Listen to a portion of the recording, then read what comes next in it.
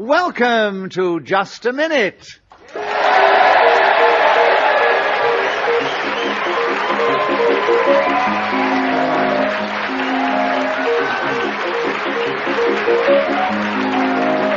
Hello, my name is Nicholas Parsons, and as the minute waltz fades away, once more it is my pleasure to welcome our many listeners throughout the world, but also to welcome to the show this week 4 delightful and charming and talented players of the game who've come together to give you of their best. Show off their verbal dexterity, their intellectual ingenuity, as they try and speak on a subject that I give them in just a minute, without hesitation, repetition, or deviating from the subject. In no order of sequence, but as they are surrounding me on the stage, it is Ross Noble, Tim Rice, Sue Perkins, and Tony Hawkes. Please welcome all 4 of them.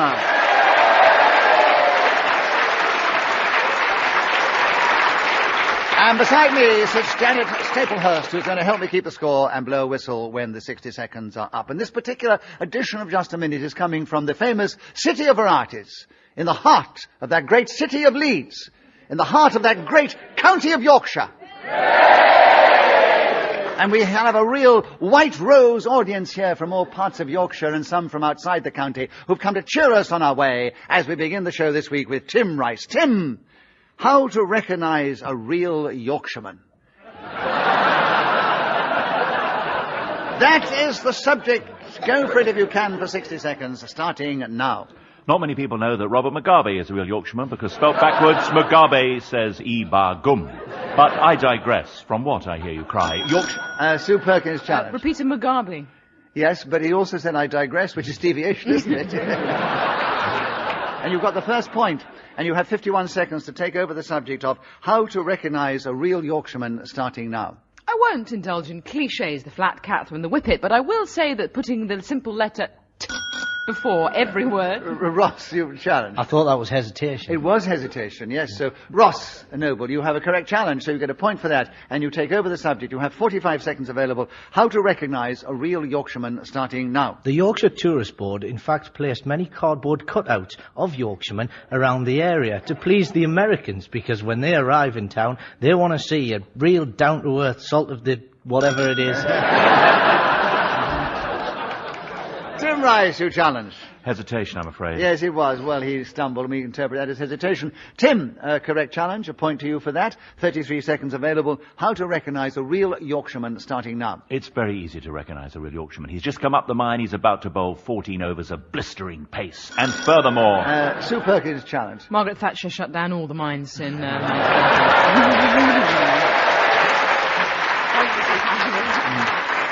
I think that was a real sympathy applause, but actually he wasn't deviating, strictly speaking, from the subject because, I mean, the cricketer he was talking about, one in particular, Yorkshireman, we know, did come from the mines and did play for Yorkshire and for England, which is Freddie Truman. So, technically you are correct. Tim, so technically, I'm correct, whichever way you look at it.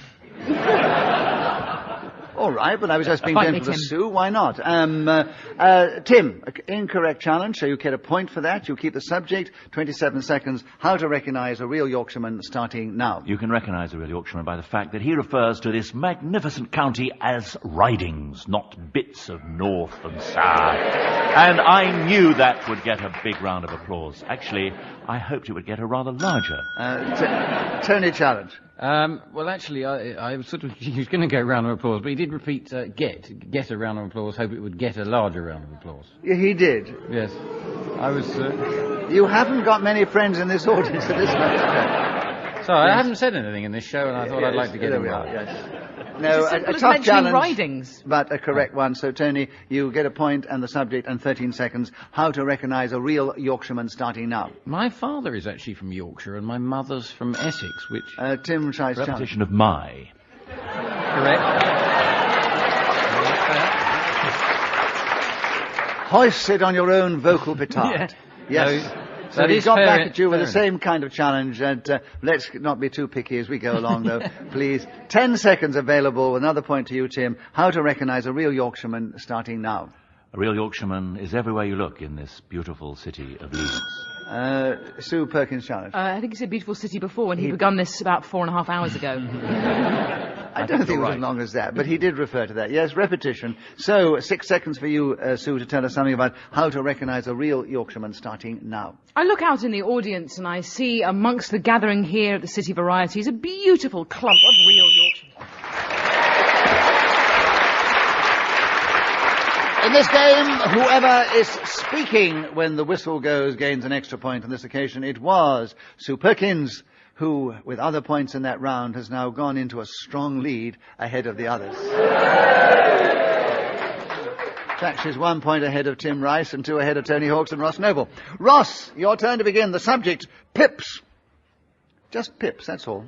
Tell us something about pips in this game starting now. Pips is the sound that you hear when the money runs out on a public telephone. Before electricity was invented, people would have to hold an orange above their head and squeeze it so that the tiny seed-like things inside would fall down, making a ding noise on the top of the phone. Of course, the trouble with that was that because there wasn't any electricity, you couldn't hear the other person on the end of the phone. So what you had to... Tim was challenged. The audience were laughing so much, and Tim was sitting beside you, and he was the only one that probably who heard what you said. What's your challenge, Tim? I think he repeated phone. I feel very bad about this. Public. I know. Didn't I say I know it's unpopular, but it was true. Did I not say public telephone and No, then phone? you said phone 2 or 3 times. Ross is playing to the audience. That's why they're clapping here. I think he did say phone again, though. Okay, He did say phone a second time. So, Tim, a correct challenge. 38 seconds on pips starting now. Pips I always associate with Gladys Knight. I often wondered what one of her backing singers would say when asked, "What do you do for a living?" He would have to say, "I'm a pip." This would seem strange at first glance, or first, Tony Hawk's challenge, yes. Hesitation and... Well, he hesitated after he repeated the word first. Well, hesitation, whatever you like. I don't know. I've lost the will to It's live. just terrible. 24 seconds, pips, with you, Tony, starting now. Like Tim, I used to love watching Gladys Knight and her pips leaving on their midnight train to Georgia. And indeed, what a magnificent job it was, because all they had to do was repeat things that she'd sung. There wasn't any words to learn because they just copied whatever the diva herself had come out with. I am amazed at the ability that they had just to do this, just to say those.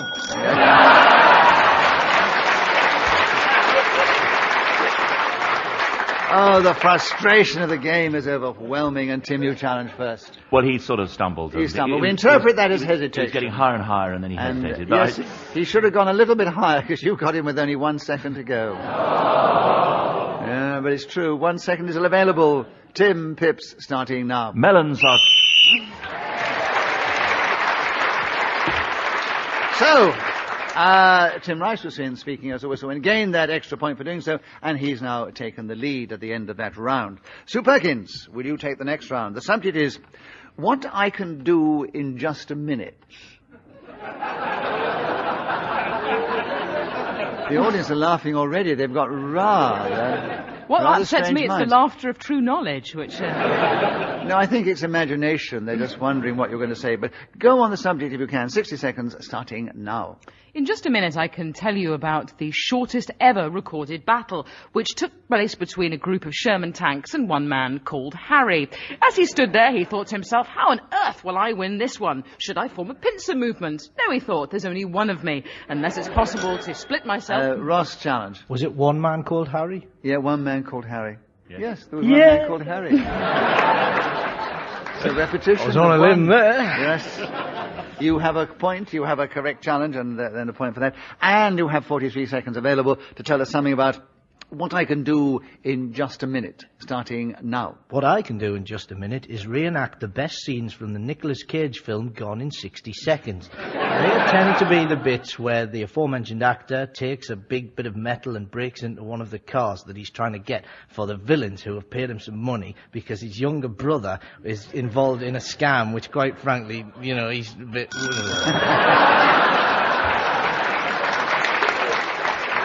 Tim Rice, you challenge. Well, there was a bit of bits and hesitation, I think. So, Tim, a correct challenge, 23 seconds. What I can do in just a minute, starting now.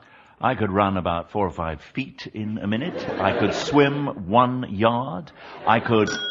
Tony Hawk's challenge.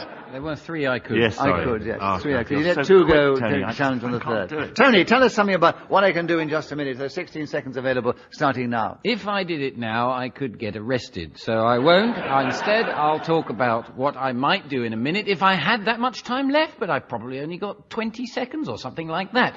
But I can tell you this. If I had a full minute of... Right, thank you. Well, at the end of that round, Tony Hawk, speaking as the whistle went, gained an extra point on others in the round. He's now in second place behind Tim Rice, just ahead of Sue Perkins and Ross Noble in that order. But Ross, it is your turn to begin. I'm sure this has been chosen especially for you. The Art of Yodeling. Tell us something about the art of yodeling, Ross, in 60 seconds, starting now. Yodeling is what dyslexic people write down when they're trying to describe Kate Moss's profession. The other important aspect of yodeling is what is often used to describe the child of the Grand Jedi Master. It is often taken part in the valleys where the goatherds stand there shrieking out across the void. I feel a bit sorry for the young people in inner city areas who have to use lift shafts in big flats in order to create the same sort of effect. It's about time that this government got round to giving some grants to these particular youths in order to create the necessary Swiss-type singing which can be so beneficial when old people hear it, except, of course, if they're deaf, because it has to be said a lot louder than it... Could somebody buzz in, please?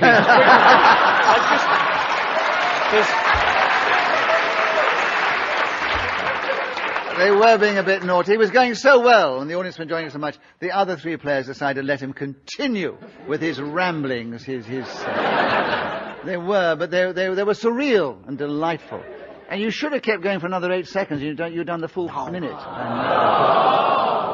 But you appealed for help, and Tim was the first one to come to your rescue, and he buzzed. So, Tim, yes, I don't know what the challenge was, but I think he did everything that you shouldn't do in just a minute. But he did it magnificently, and the audience loved it. So give him a bonus point. But, Tim, you have a subject, having got a correct challenge. 8 seconds available. The Art of Yodeling, starting now. I remember you. This was a hit record in 1962 by Frank Ifield, and he put yodeling on the map where it should never have left. Indeed, he did. Frank Ifield, yes, I was with him at the Palladium. Lovely. Right. I don't know why you laugh. Were you performing, or were you just going on a date? What was the... I was on the same bill as him. At the Palladium. Did Swing this along. bill mind or not? In the 60s, I was working with Arthur Haynes. We were top of the bill with Frank Ifield. And, I've already mentioned... Been a downward spiral ever since. Who was speaking then as the whistle went? It was Tim Rice, wasn't it? So he's increased his lead at the end of that round. And, Tony, your turn to begin. The subject, sloth. Tell us something about sloth in just a minute, starting now. I can't be asked.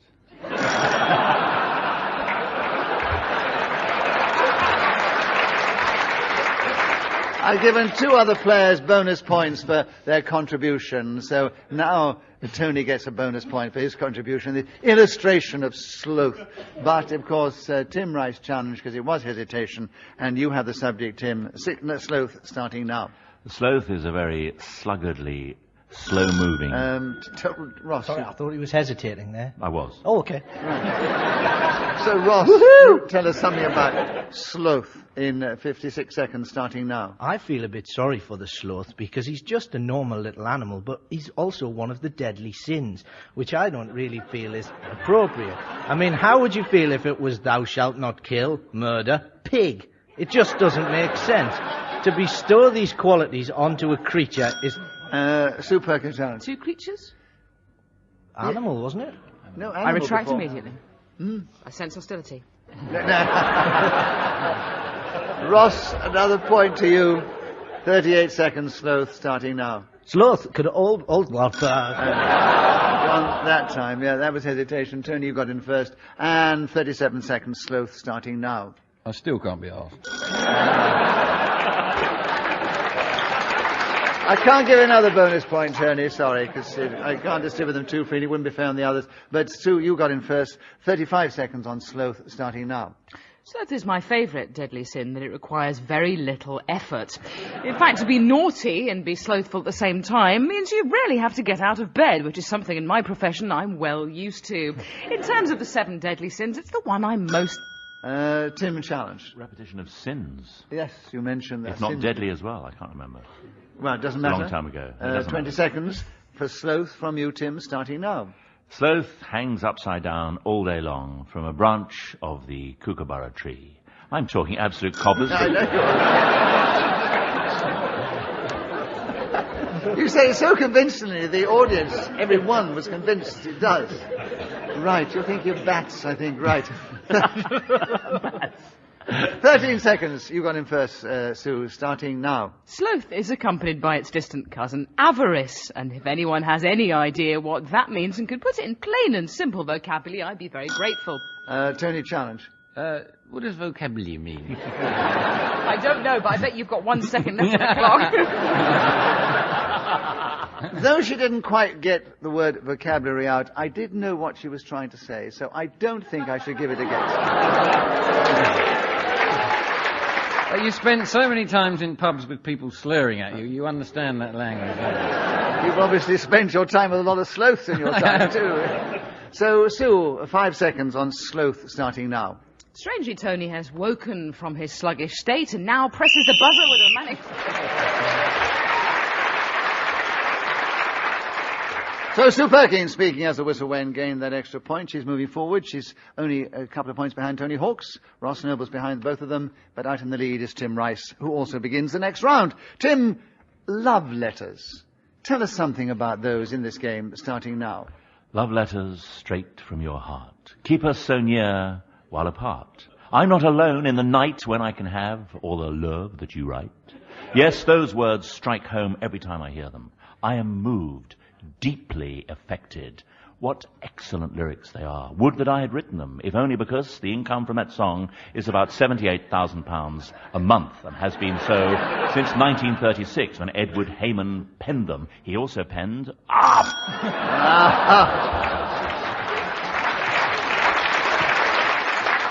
So, Ross Noble, you listened very well. Yes, he did pen and... He also penned That didn't net £78,000, did it, that one? No.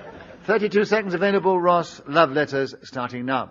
I send about 15 love letters a week, and I now have 20 restraining orders against me.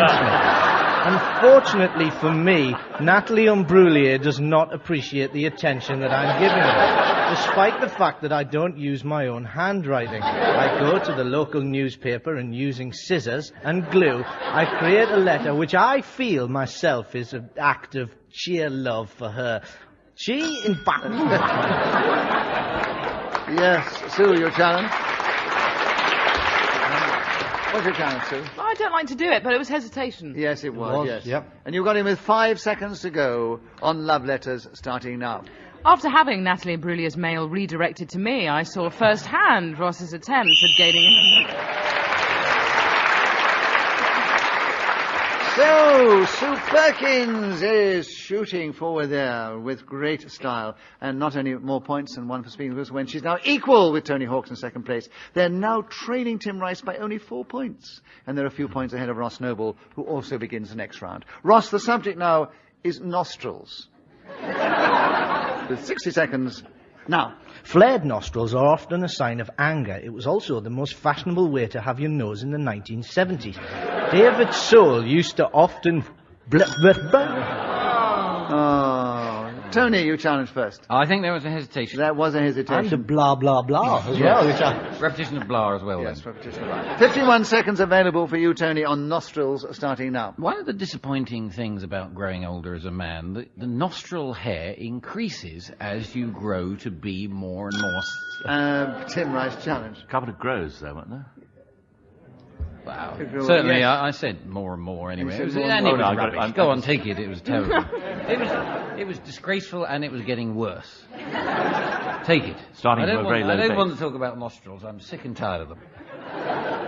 You put a whole dampener on the whole proceeding. I'm afraid that Sloth thing is carrying on. I know. Tim, it's a correct challenge. He did repeat, and 43 seconds on Nostrils starting now. Where would we be without our nostrils? Tony Hawk's challenge. Slough. Oh, yeah. So, I don't think It's an answer. He asked the question, I had to answer. you've given an answer, but A very I'm good afraid... challenge, Chairman. He should have the subject. Yes, give him Nostrils. Make him do it. Right. They're being very generous, and they're also putting each other under pressure. So the subject is Nostrils, and you have 40 seconds starting now. Unbeknownst to most of the people here, the government put a new decree in last night that if you didn't have any nostrils, you had to go to Slough. And that explains my previous... Ross Noble challenge. Repetition of Slough. No. No, you can't. I'm allowed to say Slough in my challenge. I didn't say it when I was talking. No, you didn't say it when you were talking. Yes. Oh, that's true, yeah. Yes. He said...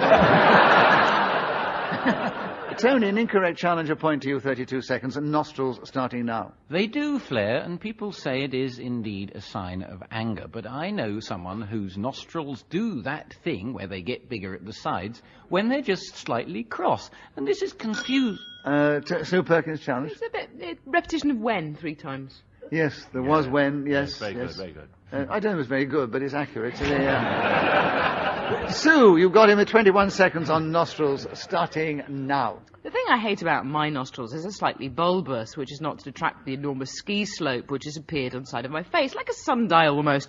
And in the summers, many people come with crampons and try and climb the north face of my own visage. I'm very interested to hear Ross, and I'd like to hear more from him as I stumble my way through and never... But Tim challenged. Well, I would obviously like to stop her because she wanted to be stopped, but there was a couple of hears. That's right, yes. Yes. And she was deviating from Thank you, Tim. Nostrils Thanks, onto all right. It's to all right, Ross. Sue. Tim, you've got in with 3 seconds to go on Nostrils, starting now. Nostrils, what an inspiring topic to talk about, even for 3 seconds.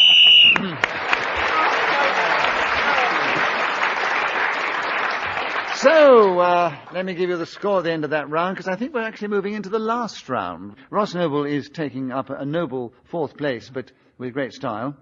And great perspicacity and inventiveness. Sue Perkins is in a 3rd place with great strength and coherence and plausibility and intelligence. And in 2nd place with great sloth and all other kinds of other things he conveys, is Tony Hawks, who's only 3 points behind Tim Rice, which is very interesting. And Sue's only 4 points behind, so anything could happen. Sue Perkins, it's your turn to begin. It's the last round, and here's an aggressive subject for you. A bunch of fives. Tell us something about a bunch of fives in 60 seconds if you can, starting now. A bunch of fives is something you won't get from a florist, unless, of course, you've just told her you're sleeping with her husband. In which case, she's likely to bear down on you with a bunch of fives, also known as a knuckle sandwich, GBH, or this is what will happen to you if you spend an extended time in Scotland. Oh, yes, Tim. Well, admirable sentiment, of course. But there was a gap you could have driven a truck through. Hesitation. There was a gap, there Which was I a had, hesitation. Then I wouldn't have said that thing about Scotland. I know, because I don't think either you or Tim should venture north of the border for quite a while, after what you've just said. And Tim, you had a correct challenge, so you get a point for that. And you have a bunch of fives in the final round, and you have 42 seconds starting now. A friend of mine was in a pop group called The Bunch of Fives, and they didn't have much of a career, a total disaster from start to finish, so that's enough of that. A Bunch of Fives is actually, as pointed out so soon... Ross Noble challenge. There was a little bit of hesitation. There was, I I was think. Just a falling little bit, apart. yes. Yeah. Ross Noble, 33 seconds. A bunch of fives starting now. I once went to see the Bunch of Fives live in concert, and I have to say they were the finest pop group I ever saw. If it wasn't for Tim Rice down the front shouting, "You're rubbish, get off, you'll never amount to anything," I thought this wasn't pleasant, so I gave him a bunch of fives. Tony Hawk's challenge. Well, was there a hesitation? There was a hesitation, yes. He made his point, he got his laugh, did it wonderfully. And we are hearing from everybody in this round, which is the last round, on the subject of bunch of fives. 16 seconds with you, Tony Hawks, starting now. A bunch of fives is when all the centre-halves in the Premier League go out for an evening out. It is... Tim Rice challenge. 2 outs. There were 2 outs. It's true. Yes, there were 2 outs. do you mean, oh, it's the rules. 10 seconds with you, Tim, on a bunch of fives starting now. Bunch of fives is something I would only resort to in a very last instant. Like if somebody said to me, hello, then... Tony challenge. How about if someone buzzed you with a second to go?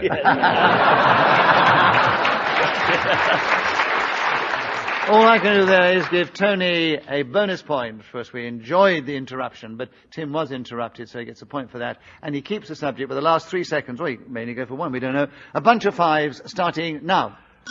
And he has been timed. Ross Noble. Sorry, I just want to see him punch someone.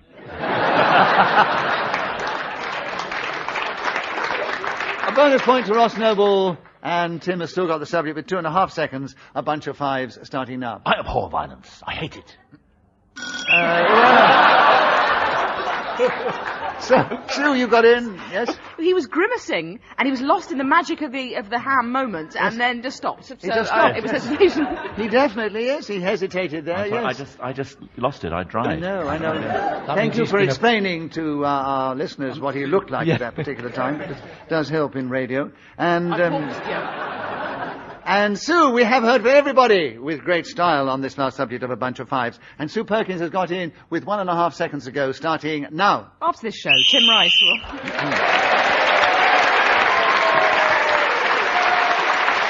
So it only remains for me to give you the final situation. It hasn't changed much throughout the show, but the points have moved forward consistently throughout. Ross Noble started in 4th place, finished in 4th place, but with a lot of points. Sue Perkins... and a lot of style as well. Sue Perkins started with great flourish and finished with great flourish and a lot of points, but just in 2nd place behind Tony Hawks, who had equal flourish and panache and style, and he has got a lot of points. But 4 points ahead of them, the man who took the lead at the beginning, kept it through to the end, who was Tim Rice. So, Tim, we say you're the winner this week. It only remains for me to say thank you to our 4 delightful players of the game, Ross Noble, Tim Rice, Sue Perkins and Tony Hawks. Also thank Janet Staplehurst for helping with the score, blowing her whistles with such policeman-like style, and also our producer, Claire Jones. We're indebted to Ian Messiter, who created this game, and we're deeply indebted to this lovely Yorkshire audience here at the City of Varieties in Leeds for cheering us on our way. We hope you haven't felt too hot, because we've loved having you here. From our audience, from the panel, from me, Nicholas Parsons, hope you've enjoyed it. Tune in the next time we play Just a Minute. Till then, goodbye. Yes!